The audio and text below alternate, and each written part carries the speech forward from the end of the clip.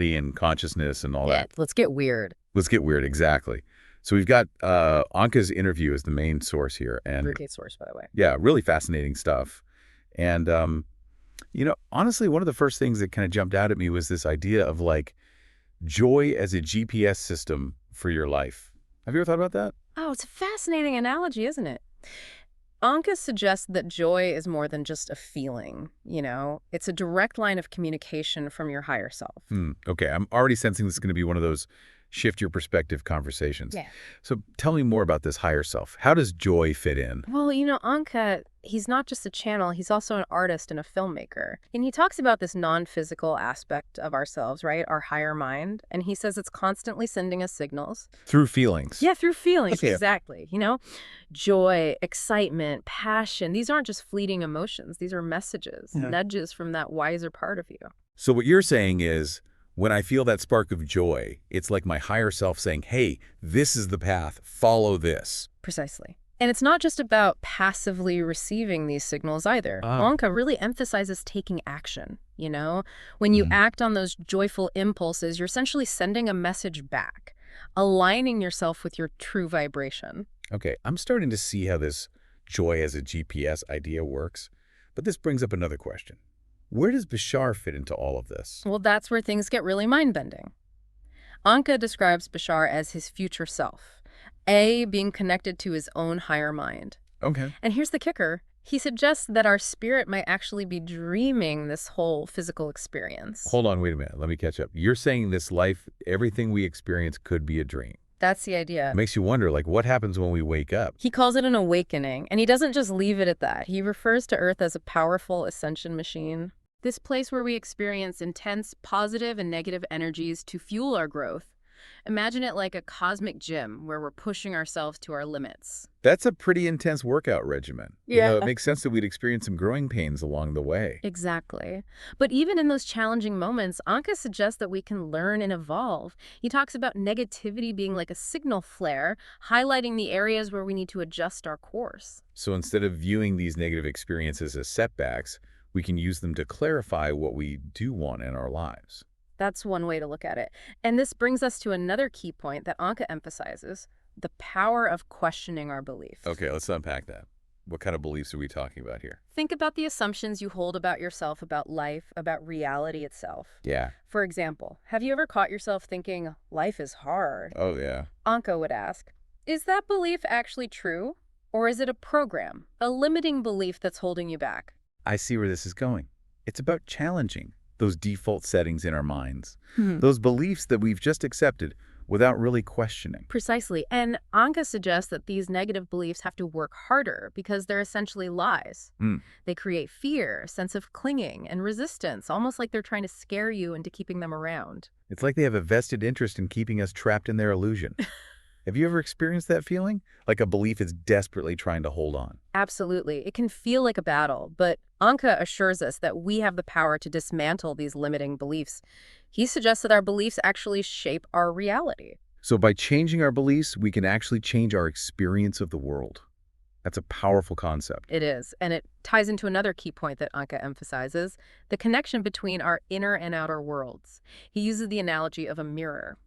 If you frown at the mirror, the reflection won't magically smile back. Right. Change has to start within. Yeah, I can see how that applies to our beliefs. If we want to experience a more joyful, abundant reality, we need to cultivate those qualities within ourselves first. Exactly. And speaking of abundance, Anka offers a unique perspective on this concept that might surprise you.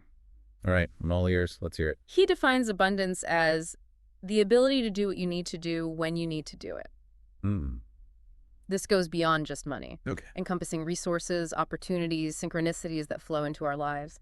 It's about recognizing that we have everything we need to fulfill our purpose. So it's about expanding our definition of abundance beyond just material wealth.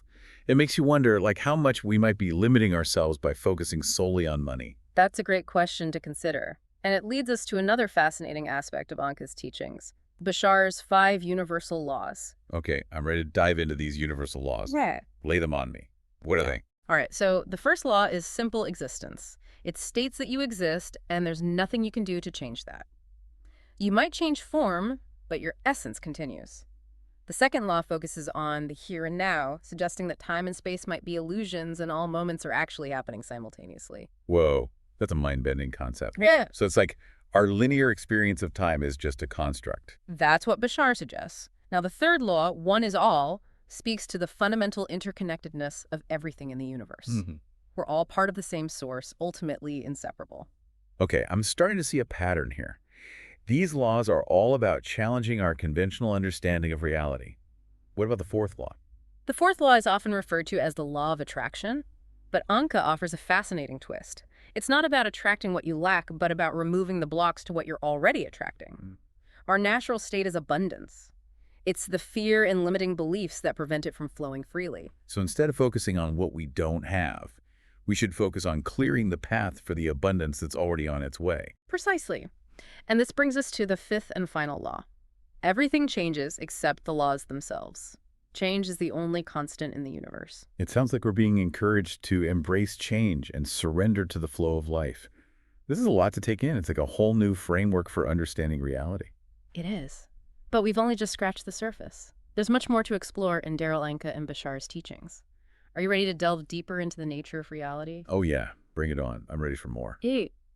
Okay, so last time we were talking about these 5 universal laws that Bashar lays out, and honestly, my mind is still spinning a bit. It's like everything we think we know about reality is being turned upside down.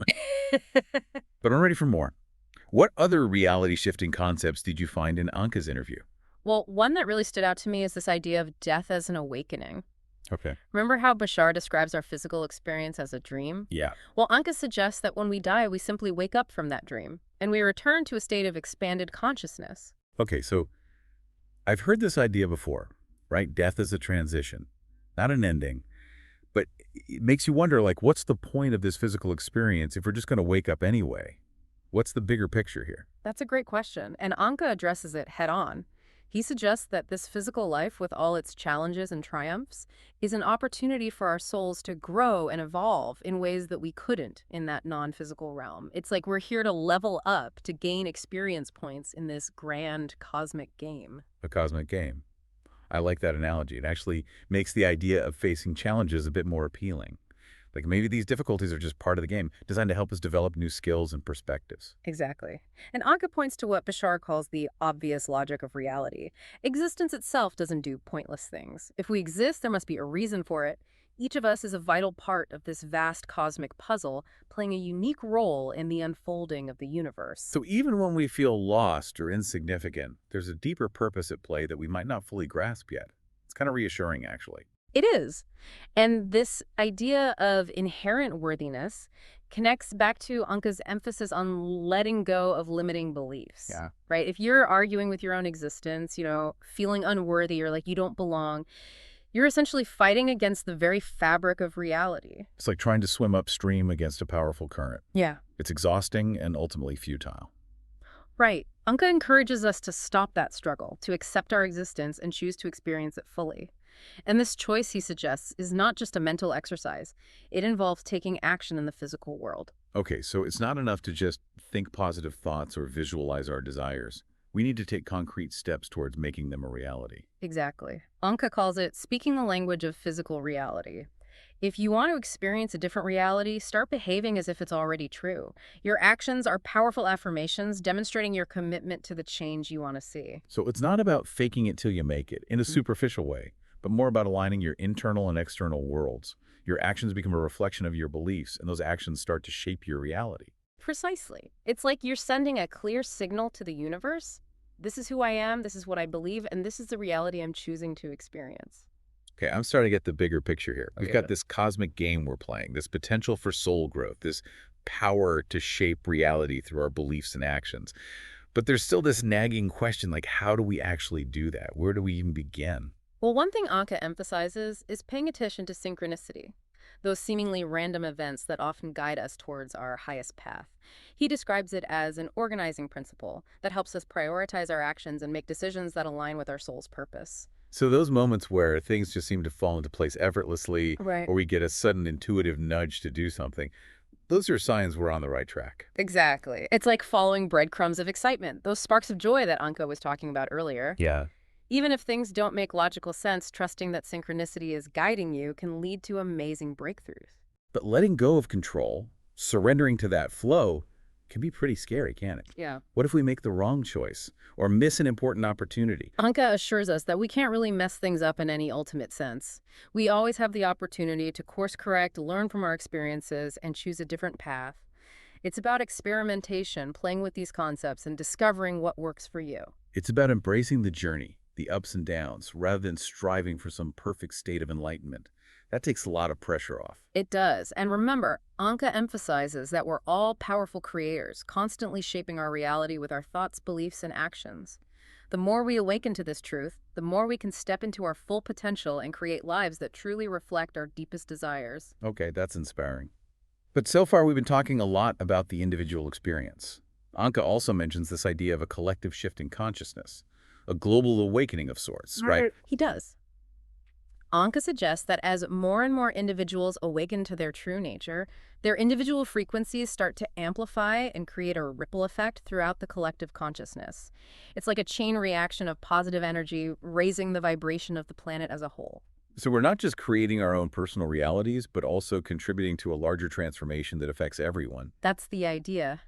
And this transformation, Anka suggests, is happening on multiple levels. He mentions the emosphere, a term coined by researcher Dawson Church, which describes a field of energy created by our collective emotions. Our individual vibrations, our feelings are literally influencing the world around us. That's a powerful thought. But it also raises a question. If our emotions are so influential, what if we're unconsciously contributing to the negativity we see in the world? Anka emphasizes the importance of personal responsibility. He encourages us to acknowledge what we have appreciated and allow what needs to come next to flow into our lives. It's about consciously choosing to be a source of positivity, love, and inspiration rather than getting swept up in fear and negativity. So instead of getting caught up in the drama and negativity that's so prevalent in the world, we can choose to be a beacon of light, radiating a higher vibration that uplifts and inspires those around us. Exactly. And this brings us to what Anka calls the positive conspiracy. Hmm. Remember, conspiracy simply means to breathe together. He's inviting us to breathe together the energy of love, compassion, and unity to co-create a more harmonious world. I love that idea. It's like we're all in this together, whether we realize it or not. And by consciously choosing to align with those higher frequencies, we can actually contribute to a positive transformation. Anka believes that as we raise our individual and collective frequencies, we become more vibrationally compatible with other forms of consciousness. This could explain the increasing number of UFO sightings and contact experiences being reported around the world. Wait a minute, are you saying that by raising our vibration, we're attracting extraterrestrial contact? That's wild. That's what Anka suggests. He describes it as sending out an invitation, a signal that we're ready to engage with these other beings. As we awaken to our true nature, we become more like them, and they become more aware of us. Wow, this is blowing my mind wide open. But it also makes sense in a way. If everything is energy and we're all connected, then our vibrations would naturally attract similar frequencies. Right. And Anka emphasizes that we all have the potential to tap into these higher frequencies to become channels for this universal consciousness. He points to meditation, creative expression, and living in alignment with our joy as ways to access this channeling state. So it's not just about waiting for extraterrestrials to make contact. We can actively prepare ourselves, cultivate those higher frequencies within ourselves, and become more receptive to these other realms of consciousness. Exactly.